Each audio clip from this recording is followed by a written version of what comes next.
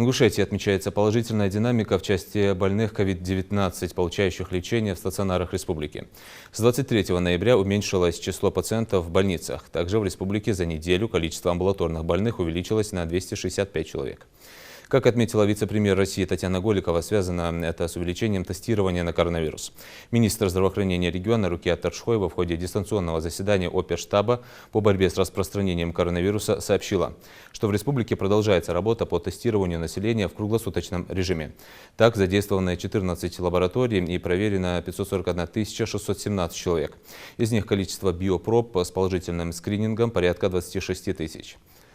Министр подчеркнула, что сегодня самый безопасный и эффективный способ предотвращения болезней и спасения человеческих жизней – это вакцинация.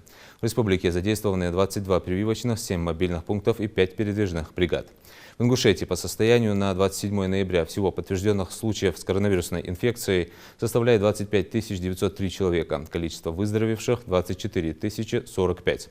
Смертельных случаев 416. На госпитализации находятся 328 человек, из них 33 в реанимации.